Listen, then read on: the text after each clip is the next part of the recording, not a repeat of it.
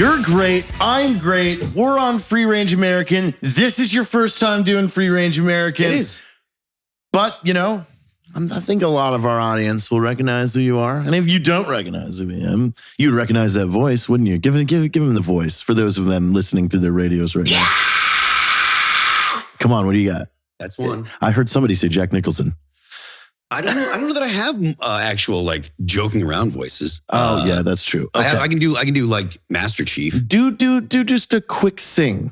See if someone can guess you from just that.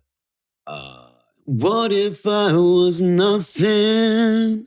What if this is true? Maybe. Yeah, I think it's there. For those that can't guess with the voice, this is Mr. Phil Labonte from All That Remains. Hi, guys. How are so we? many, yeah, you hear the comments comes. I love All That Remains. I've killed people to All That Remains. Yeah. Do you like that? I like that All That Remains means something to people. Yeah. So I like the comments when people are like, oh, you know, that song, What If I Was Nothing? That song, I sang it to my wife and blah, blah, blah, blah, blah. We got back together. I got laid. Yeah. You know, you got me so much, you know, so much pussy and blah, blah, blah. And I also like the song. I like when people are like, oh, you know, I used to play 6 on Guitar Hero 2 when I was, you know, 9 years old. And that is pretty cool. Blah, blah, blah. I love that. And I get tons of dudes that were in the service that are like, yo, we used to listen to All That Remains, you know, every time we get ready to go outside the wire, blah, blah, blah, you know. So anytime someone tells me that the stuff that we wrote means something to them, that's killer because that's pretty cool. I love what I do, obviously. I mean, it's awesome to be able to be a musician and stuff. But let's rewind. Like, okay. Did you just wake up one day in 1998 and say, I want to sing? No. How did this happen? At 14 years old, I was given a guitar. Got it. And that was my first introduction to being a musician. I used to sing, like badly sing Iron Maiden songs in my room, and my neighbors hated it because I would scream at the top of my lungs, you know, just singing along with Bruce Dickinson. So that was like how I kind of first got into music, you know, singing in my room and playing guitar. And then, you know, I learned a little bit and started playing with the death metal band that was from my area. And the first time I saw them, they were kids that I went to school with. And they were on stage at this bar called Catina's at the time. And I was like, I want to do that. And I was 16 years old. And it's like, these dudes that were literally like, they were younger than me. They were a grade younger than me. And I was like, if they can do that, I want to do that. And so I busted my hump and practiced a lot. And I managed to actually get in that band. And so my first show. What was that called?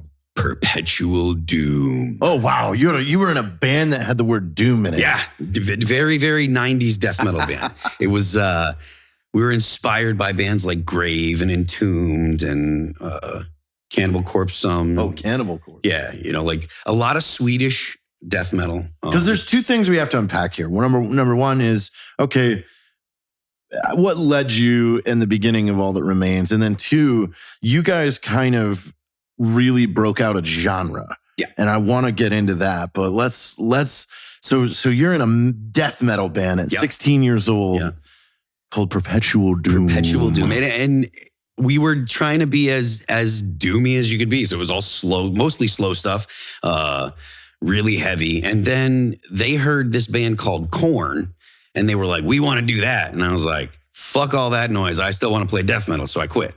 So you're talking like just low chugs. Yeah, you know, there's not even notes. It's just, you know, it's just one chug through the whole thing. Yeah, tuned down to Q. Yeah, you know. Yeah. This guitar, it's tuned into Q. Yeah, and nowadays it's like that's kind of the normal thing, you know, especially since bands like Korn and stuff started playing 7 strings and making that kind of a normal thing. Nowadays, you got bands that are playing on 8 strings with all bass strings on the guitar, and they're, you know, just going as low as they possibly can, tuned down to A flat and stuff, and it's getting crazy out there. So you know, you left Perpetual Doom. I left them and I started singing for a band called Shadows Fall. Sang for them for a couple years.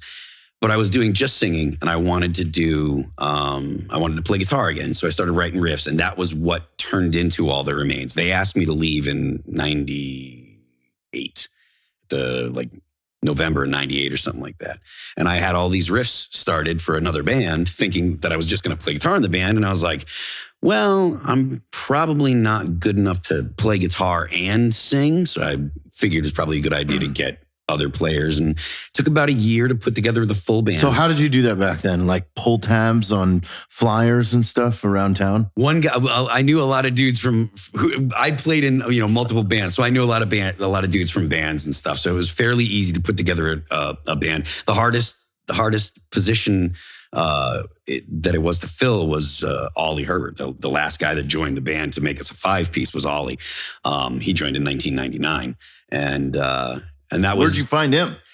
Mike Martin, our current guitar player, came to try out, and Mike had kind of taken time off playing guitar, so he wasn't quite good enough to be in the band. He's like, you got to talk to my guitar teacher. And I was like, okay, cool. So he gave me Ollie's number, and I called up Ollie, and Ollie came in, and Ollie was nasty, and sort of like, well, that's the guy, So, yeah, right? Fun. And then do you have footage from any of this? Is there anything of Ollie coming in? Could you imagine what it would be like nowadays to see the video of Ollie coming in to try out? But this is 20 years ago. No, it was a good 10 years before the iPhone, unfortunately. So no, I don't have any footage. I could tell you some stories about Ollie from the early days, because he was a really awkward kind of dude. Yeah, what is this audition like? Is it you and everybody else, or is it just you? It's me and Dan Egan, who was our bass player at the time, still a great friend of mine. And Ollie comes over, and Ollie had this big BC Rich bitch, I think is what it was. It was not the Warlock. It was this weird shape, and it had it was like a pizza maker on the side with just all these buttons and knobs and stuff. And he had it jacked up to here, playing, solos like this. And he's just shredding. And we were like, all right, that guy can really play. And so I was like, hey, do you mind stepping outside onto my porch while me and Dan talk? And he's like, yeah, cool. And so he goes outside, and Dan's like, that's the dude. I'm like, well, Did he have long hair? Oh yeah. Oh man. He was every bit the metal dude that you might think that he was. Hair down to here, and he was into a lot of the proggy stuff. But he's very soft-spoken. Very soft-spoken. But he knows everything when it comes to music theory. He had completed his master's degree. So he had a master's degree in music theory and composition. He was classically trained, knew guitar in and out, knew theory in and out, played a little piano, I think he played 7 or 8 different instruments. And he goes out on the porch, and Dan's like, that's the guy. And I'm like, he's really, really, really good. Do you think he's going to fit in with us? And I had this long hallway. This was before my dad passed away, at my parents' house. There's this long hallway that went from the living room into the kitchen, and you had the deck out back. It was a sliding glass door. And we both kind of did I don't remember exactly what it was like, but you both look around and you look out on the porch, and there's Ollie doing literal Tai Chi movements, and I'm like, dude. And Dan's like, that's the guy. I'm like, I guess so, man, and so, he was the guy, and he became, an integral part of All That Remains up until he passed away in 2018. So. I remember specifically a really cool, this was a story I told for a long time, because in our early years, you guys were some of the first big names we'd ever met, because you guys were obviously all very much in tune with the military and gun crowd. So when we popped, you guys were some of the first people to reach out. We were all drinking at my house in El Paso, and you and Ollie got into the perfect pitch. Ollie was explaining the theory of how it's near impossible for someone to pull a tone out of thin air. I still feel like I got lucky, but and it took 20 minutes, and you give it to him, and he hits the piano, and he's like, holy shit, you did it. Because he just gave you a letter. He goes, I want an A. Yeah. You need to give me an A. And you get no reference. Yeah. You can't You can't play anything. You can't hit a guitar. You can't nothing. You're going to give me an A from nowhere. I feel and like you it were was like, you were like circling around and you were singing you were singing Pernicious. Yeah. Yeah. And you were like finding, you knew which part of Pernicious was an A, and then you locked in on that. You were like, all right, I'm ready. And he's sitting at the piano, and I remember how surprised he was. He's like, there's no fucking way you just did that. Well, I mean, Ollie and I had been at that time. Ollie had been, we'd been in a band for 15 years and stuff, and so he was pretty familiar with what I could do, and I feel like it was luck. I really do feel like it was luck. But he did accept it, though. Yeah. He's like, well, okay, they've said this is impossible. We were just proved wrong. Let's move on. Yeah, I mean, like I said, I'm really, really fortunate to have spent as much time in a band with a guy like Ollie as I did. And I mean, not a day goes by that I don't miss him, He was an integral part of All That Remains. And, we're fortunate to have gotten Jason Richardson, who is an absolute monster on guitar. There's no way that I could say that, Ollie or Richardson are better than each other. They have a different style and approach guitar differently, but Richardson's absolutely awesome. But, 20 years in a band with a guy, it's... You speak each other's language. Yeah. So walk us through. So do you guys bring Ollie in and tell him right then? Or was it we need to think about this? Like, how does this go? So we're like, all right, well, come to practice. And he's like, okay.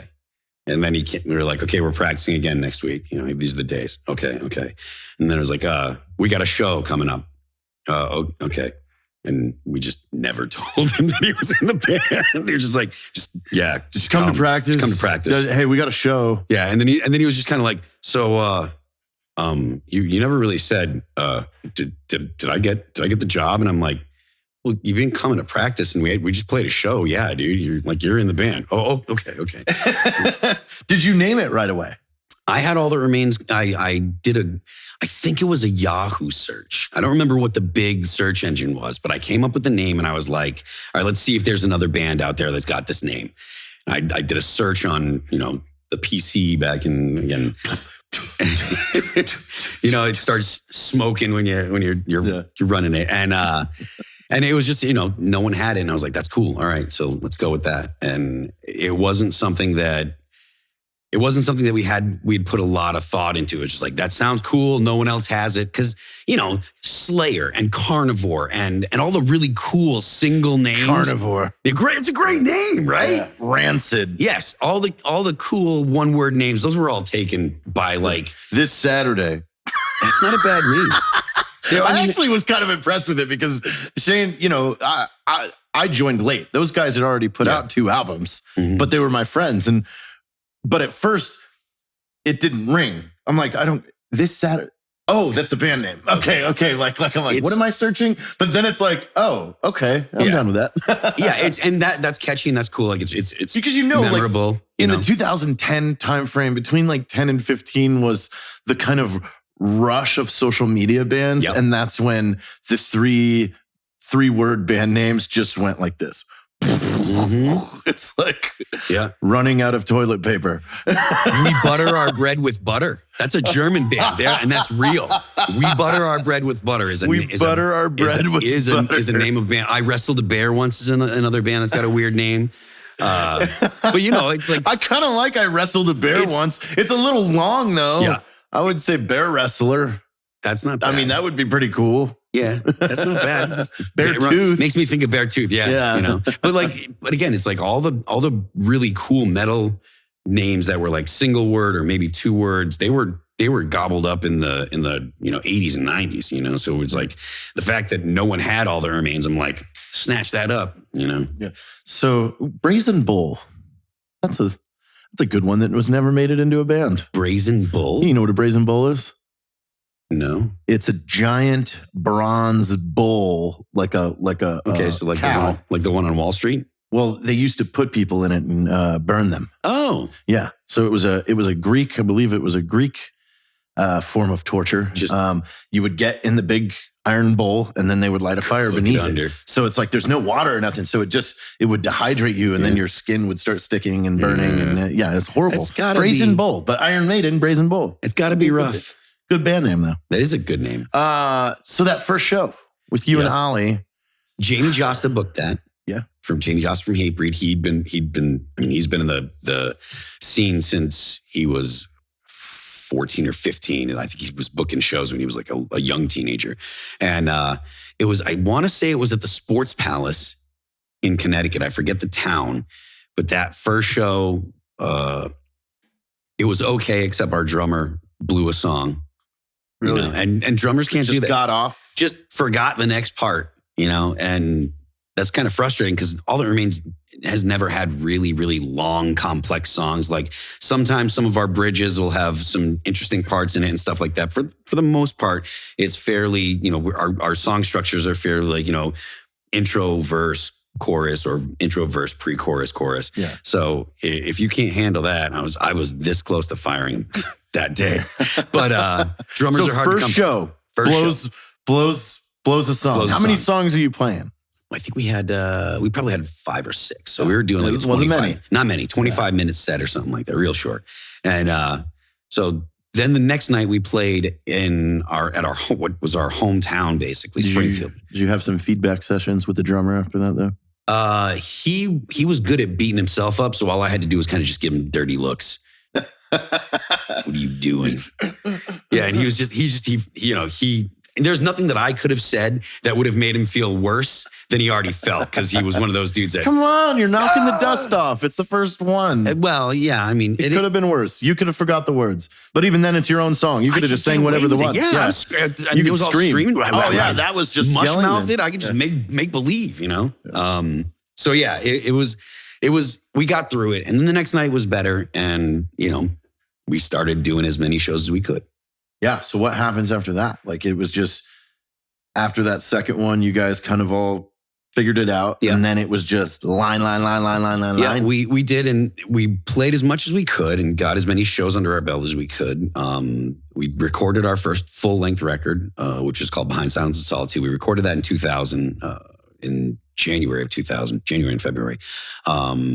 And then we sat on it for a little while. How did you guys finance that? We self-financed it. Our bass player, Dan Egan, had a job since he was a teenager. And he was a machinist, and he had been like doing the half of his day would be going to work. I forget what it was called. He'd get out of school because he went to vocational, and so part of his day would be go to work, and he'd get paid for it. And so he'd been there for like 10 years by the time he was 26. Or something like that. So he was making, at 26 years old, single, not married. As a machinist, he was making boatloads of money at the time. So he's like, yeah, dude, I'll just pay for it and you guys can pay me back. And so we recorded it, and then. How much was that? It was like $3,000. Oh, wow. Yeah. Yeah, but still. That was great back then. It's a big risk too. Yeah. It's like you're coming around, everybody's sitting around there because this is that pinnacle point in a band, whereas are we taking this seriously? Yes. Are we a business? That's the biggest mistake I see with bands is they don't understand, like, you're either a hobbyist or you're a business. Yeah, and you see that, or that point is really driven home the first time you go on a real tour. So we hadn't done like a full leave for a month tour. We didn't do that until 2002. We recorded the record and we shopped it around, and we got Prosthetic Records decided they were going to put it out, and so we released it in March of 2002, and we went on our first tour. So you guys are dumping CDs into envelopes, and every week just mailing it to people that we know. Again, because of we had a manager named Scott Lee, who's still a friend of mine, and he did the New England and Metal and Hardcore Fest for a long time. So he had a bunch of connections. So we gave stuff to him, and he would send it out to people in the industry and stuff. And thankfully, I'm super grateful for all the help that he gave us and working with him in the beginning. But he put us in contact with the guys at Prosthetic, and they were like, okay, we'll put it out. So what was that phone call? Like, did you get it to him and then you waited and they're like, oh, they're thinking about it? Or did you hey? Yeah, it was sent to them, and EJ just hit up EJ from Prosthetic, just hit up Scott and was like, we want to do it. It was already self-financed. And so we're like, holy shit, this is actually going to happen. Like, people are actually digging this. This is cool. So the records, all production, we go through all the stuff to get the cover and layout and blah, blah, blah.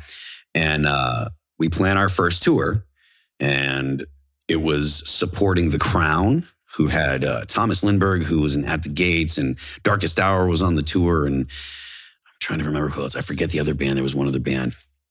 But we went and we did the tour for a month. But like I said, that's when you have to decide if you really want to be in a band, because you have to quit your job or at least take a big long leave or whatever. And your vacation time gets eaten up really, really fast and stuff. So we go on our first tour and we come back.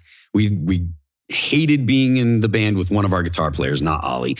And Dan Egan, the guy that had a real job, is like, we got home and he's like, I can't do this. I'm like, what do you mean you can't do this? He's like, I got a job and I'm blah, blah, blah. And I'm like, all right, and then our drummer broke his arm a couple weeks later. So we had stuff that we were planning on doing, but like our drummer breaks his arm, our bass player quit, and we kicked out our other guitar player. So now it's almost back to stage. Yeah. Ollie. Yeah. And who else? Mike Martin joined, and our drummer, Mike Bartlett. And so we had to find a bass player, and it took 2 years of futzing around to try and write another record and get people in the band and make sure people are going to stick around. And, it set us back considerably. You put out a record and then you can't promote it. You can't do anything with it because you don't have a band.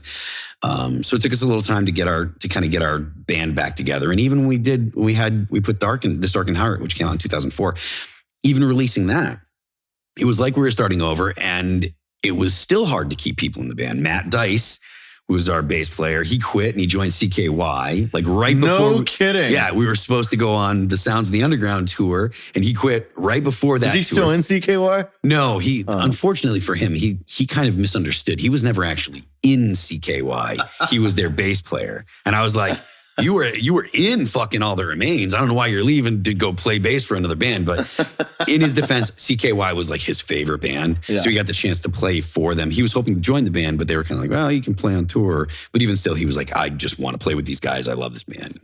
So no hard feelings to him. He's a great dude. Yeah. But so, when you're starting out and you want to go on tour and you're not making any money, it's hard to get people to stick around.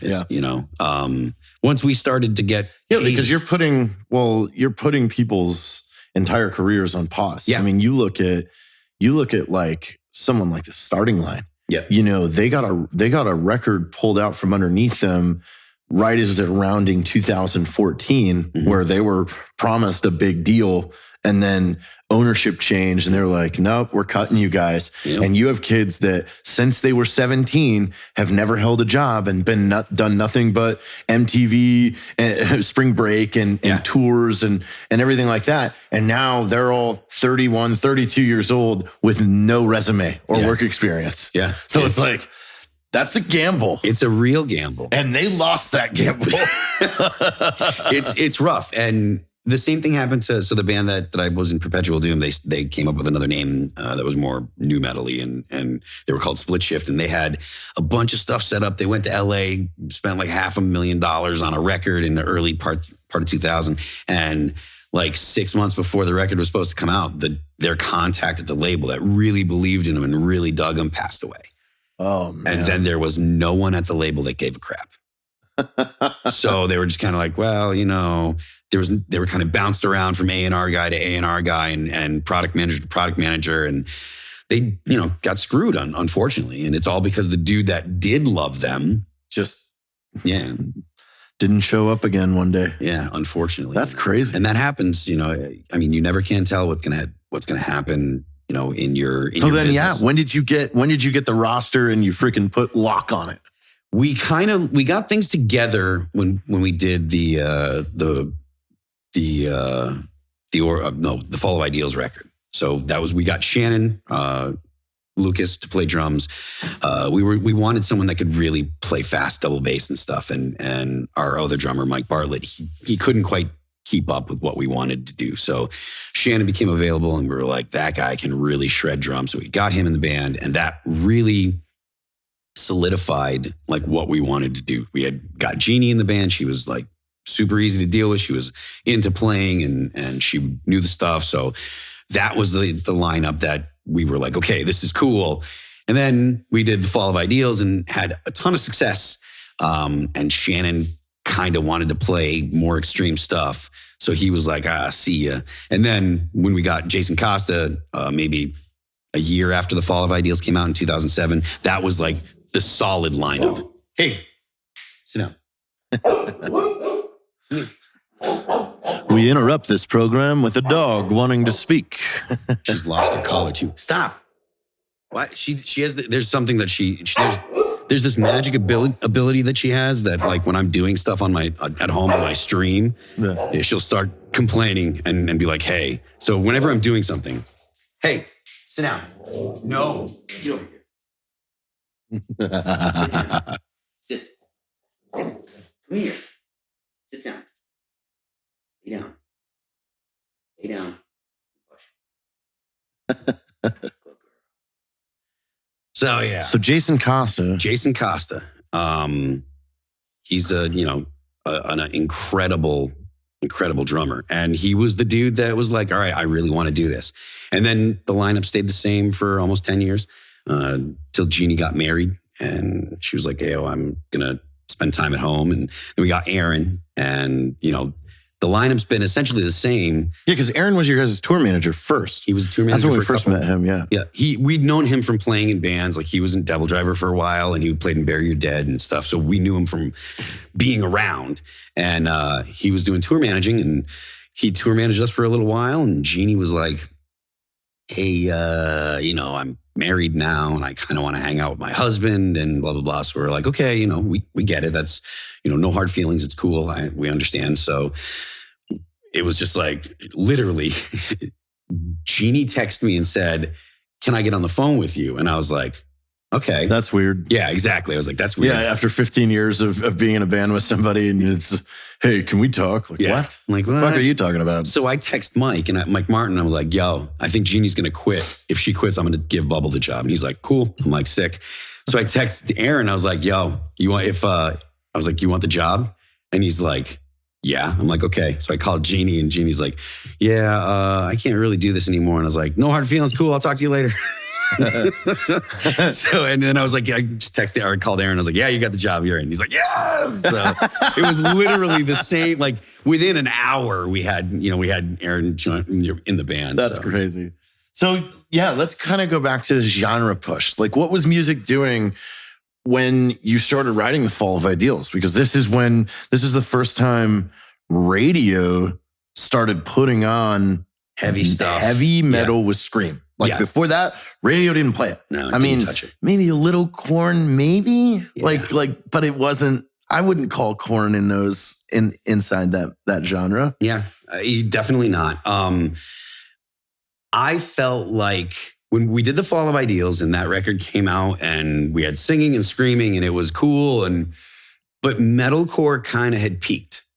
I feel like we were like the last metalcore band to kind of like slide in before the buzzer, like and actually get some cred and get people's attention before people were like kind of over that metalcore sound, that kind of, screaming verse, singing chorus, blah, blah, blah.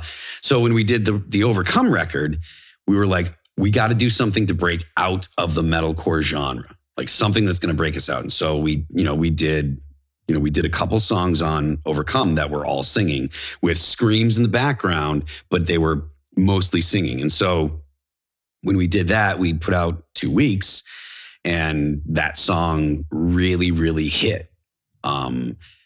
It's hard for a radio station to say we're going to play a new band's stuff because especially when you're dealing with a band that has a record that has 2 songs that they would actually play and the rest of it is just too heavy for them. Yeah. Because they're like, we want to make sure that if we're going to put this song on our airwaves, when they put out another record, they're going to have songs that are going to be that we'll play. And when they come to town, we'll be the radio station that they'll come to talk to and blah, blah, blah, because they want to build a relationship. And I get it because they're really limited on how much time they've got because really a radio station exists to play commercials. Yeah, honestly. and radio stations generally now, are running the festivals in local places and stuff like that. Just with all my dealings with KLAQ out in El Paso, because you guys actually had a relationship with them as well. Yeah. So yeah, you're fully aware. It's a risk for them, and there were enough radio stations that took a risk on 2 weeks. And 2 weeks just stayed it never got really high in the charts. It made top 10, I think, but it never made top 5. And it just stayed and stayed and stayed and stayed and stayed because people would call and request it and be like, yo, I dig this song. Yo, I dig the song. So it never got that big first couple of week push that a Disturbed or a Slipknot does, but people loved the song and it hit with people. So it never went away. It was on the charts for, I want to say it was on the charts for almost a whole year. And that's unheard of for a band. So it was a big, big song for us. And that was that was the time where we were like, this might be able to, this might work for us. We might be able to be the metal band that really can stay on. Because what did the other? So when when that was happening, what were the phone calls you were getting from the other guys, like from Killswitch and everybody else? Like, hey, what the fuck? How did you pull this off? It was. There wasn't a lot of people that were calling, asking us, but we heard stories about people going to producers and saying, "Yo, we want to do what All That Remains did." Yeah, I'm not going to name any names. I'm not going to name any names. We need one of those. Yeah. So, like I said, I'm not going to name any names, but there's bands that people know that were like, yo, we want to do this. And how do we do that? And blah, blah, blah. And to some degree, some have had success and some have not, But, for us, it was just we always tried to just write good songs, whether we were screaming or whether they were singing or whatever. It's all about, me and Matt were talking about it last night. It's if you've got that hook and that connection with people and you've got a story that people can relate to, that's what it takes to write a good song. And I think there are too many people that think about their guitar solos or think about writing, making sure that they have the drum parts that are the thing. And for the most part, it's that stuff's got to be there and it's got to be cool. But that's not why people come back to songs. Exactly. You invoke a feeling, you'll keep it.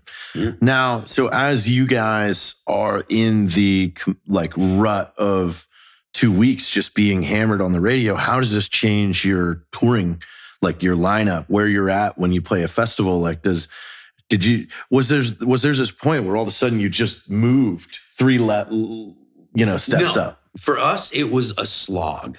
It was just keep working and keep working and keep working. We didn't start getting the good slots probably until, For We Are Many was out, I think. And we had the last time it had made top 10 and Hold On had made top 10. And then our first top 5 was The Waiting One. And that was kind of when we started to get later on in the festival slots. KUPD has had shows and first time we played, obviously it's Sunny. And then I think the first time we ever played a festival at night when the sun was down was at KUPD. And that was in 2011. And that was crazy. I was we're actually playing a big festival with 10,000 people and it's nighttime. Yeah, was that a big moment huge. where you're looking, you guys are all looking at each other we are playing at night. We are playing at night. I'm the lights are on and the sun, you can see the lights because the sun's gone down. It was surreal, and it was a big deal, really, really big deal for us.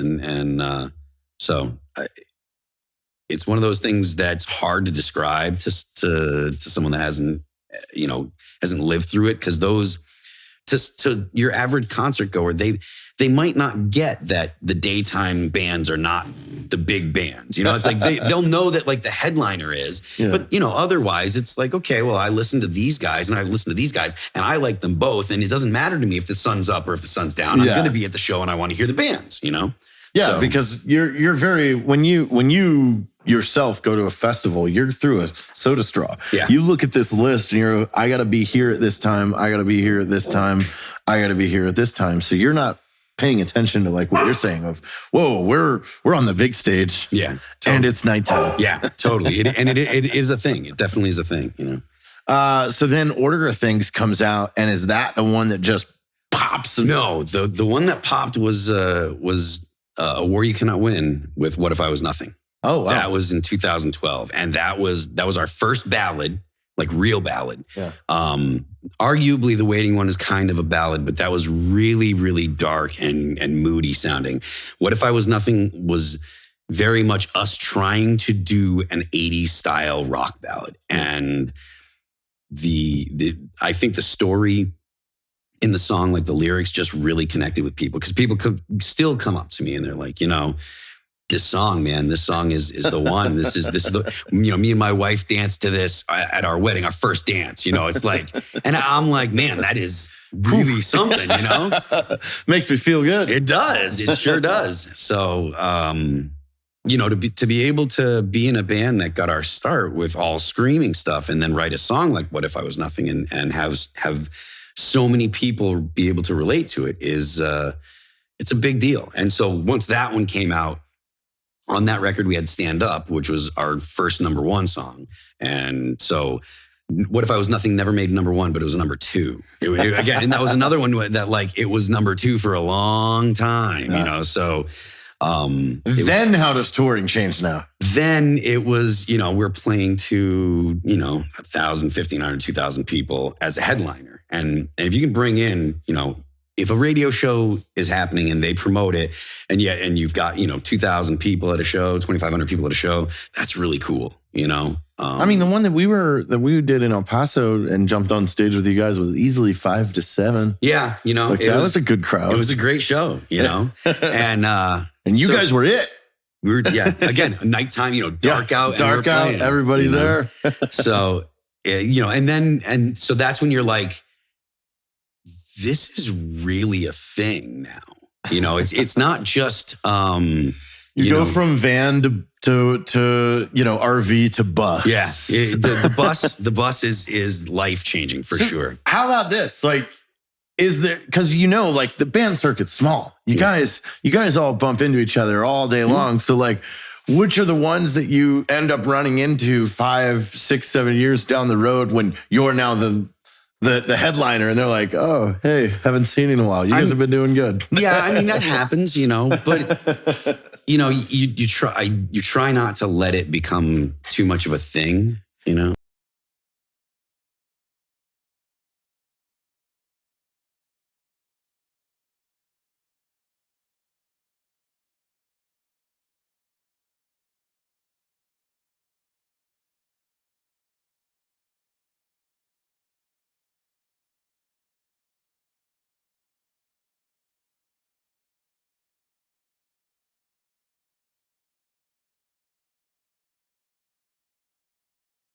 So you have a #1 and a #2. Mm-hmm. And what's this touring like?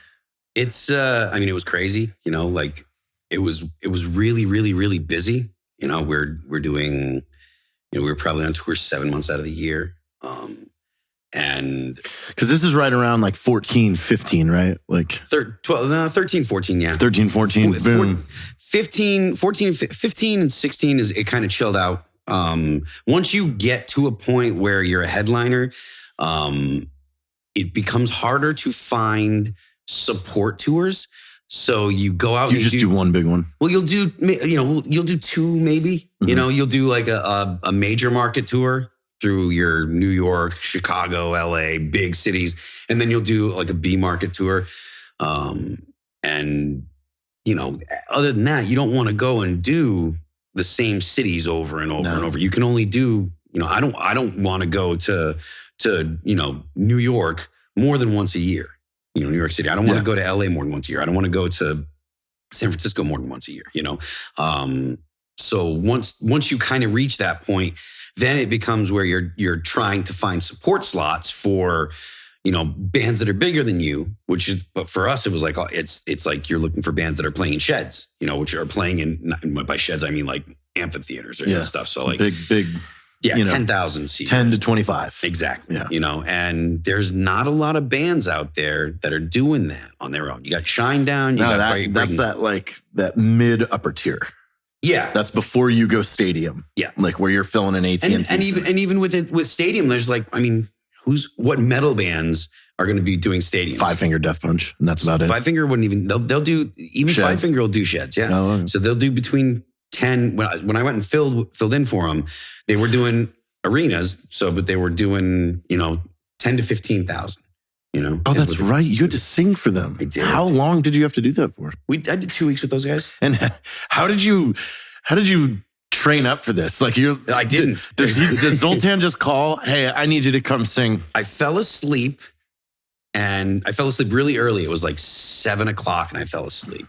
And then I woke up in the middle of the night and I look at my phone, and at the time we had the same management, and there's a couple phone calls from my manager and a couple phone calls from Zoltan. And I'm like, I know what this means.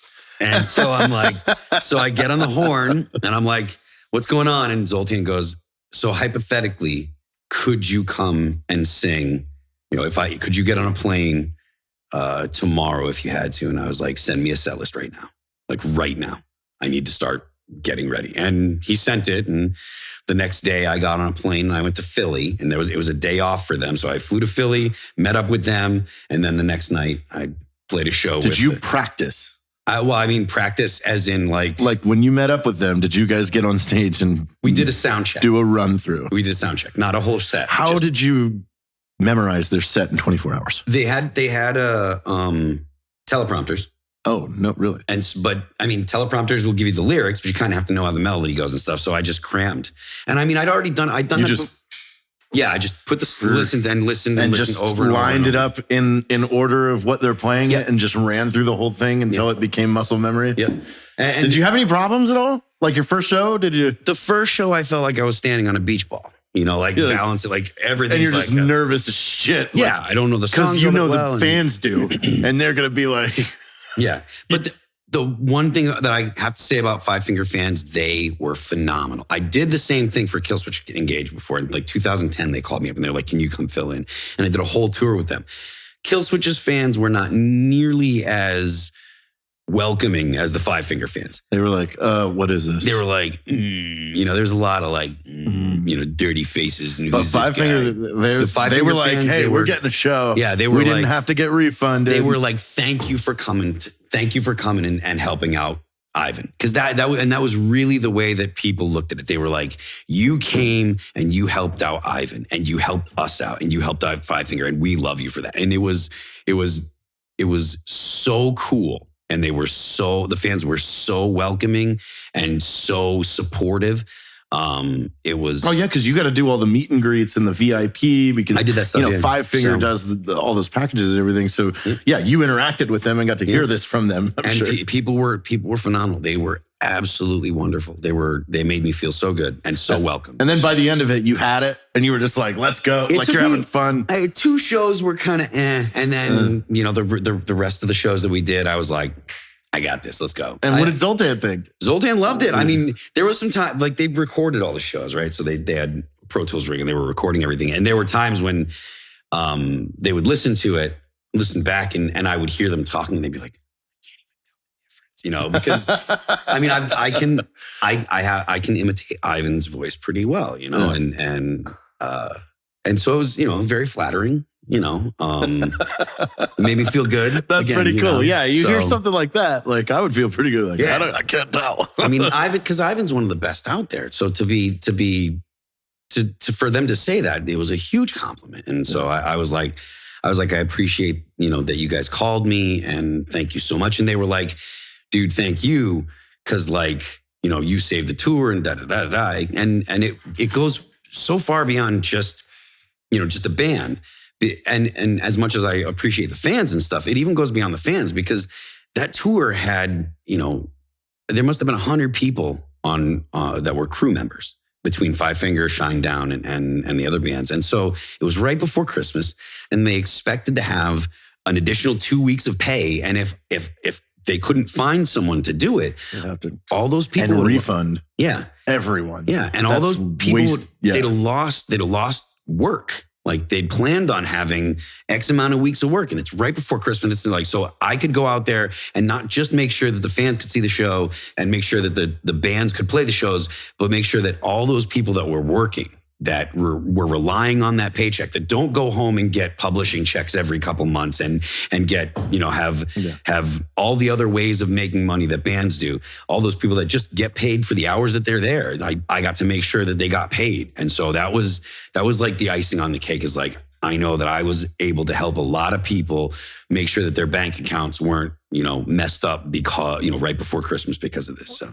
And it's kind of cool. I mean, super even as a diehard Five Finger Death Punch fan, or any band of that nature, to see someone else from another band that I like to go out and do their show, that's almost like a treat. It makes it special, yeah.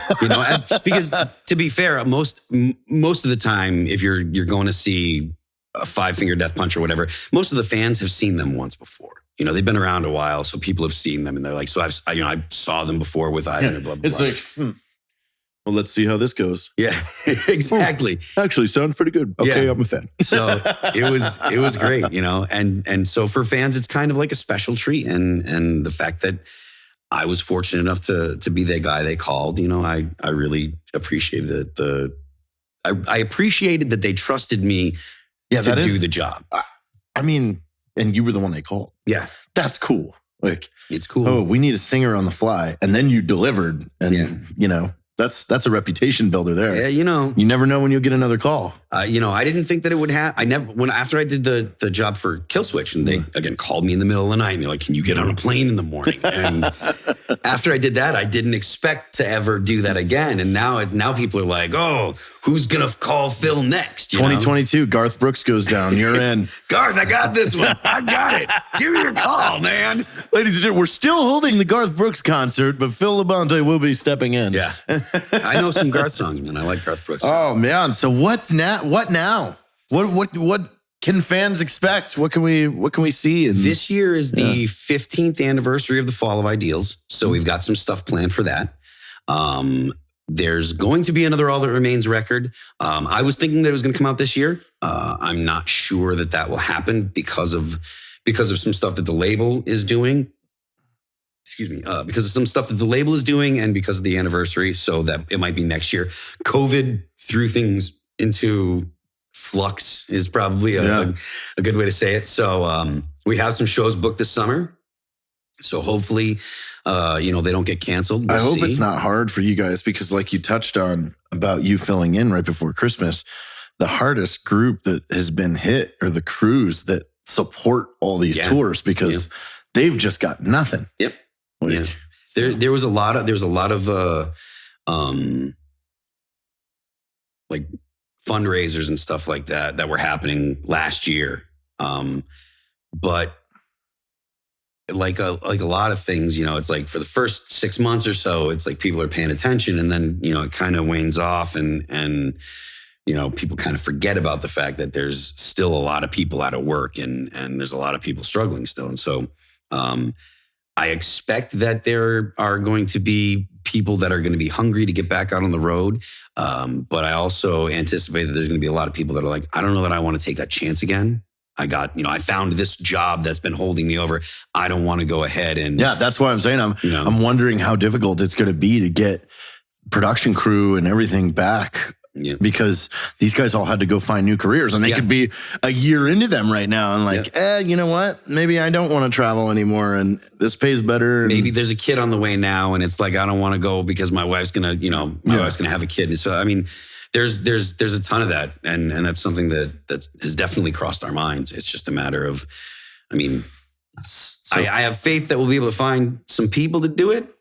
It might take a little bit of extra training, a little bit of extra, finessing them into the shape that we're looking for, But I think we'll be able to. So some anniversary stuff, a new record, and then you're live every week. What days are you live, and where are you live? Monday, Tuesday, Thursday, and Friday. I stream on Twitch. It's twitch.tv/Phil That Remains. I'm Phil That Remains everywhere on the internet, except Instagram. Well, not Instagram, not Facebook, because Instagram, I don't have those. Instagram took you off. Yeah, but if they're like Twitter, I'm on. I used to be on Parler, but then they got rid of Parler. But if there's a social media platform that I am on, it is Phil That Remains. So if you go to whatever social media platform you want to take a search on or take a look, search Phil That Remains. If I'm on there, it'll be under Phil That Remains. So. And yeah, this Twitch stuff. What are you doing on Twitch? Are you playing games? I sing all the remains. You're singing. Songs. Yeah, I got a slick Pro Tools rig. I mean, I've even got it I've got it set up here in Texas. So it's not like I had to leave stuff at home in New Hampshire or whatever. When I moved down here, I brought everything with me. So it's still a little wonky because it's got to fit onto one small desk because I'm waiting for furniture to be delivered to the new place. But it works, and I'm able to sing. And I will be playing video games again soon. Hopefully, I can get the Xbox set up and we'll do some Call of Duty. Yes, or some Tony Hawk. You can come to my place for Tony Hawk. I would be sick. Yeah. I love it. I have it. Well, there you have it, folks. If you want an interactive concert with Phil himself, just tune in to his Twitch. Monday, Tuesday, Thursday, and Friday. Monday, Tuesday, Thursday, and Friday. At 8 p.m. Eastern time. 8 p.m. Eastern. 7 also, here. If you like this shirt, it is new. It's on blackriflecoffee.com right now. Go check it out. Phil, thanks for stopping by. This was amazing. I love it. We'll do another episode again and talk more music, more rock. All right.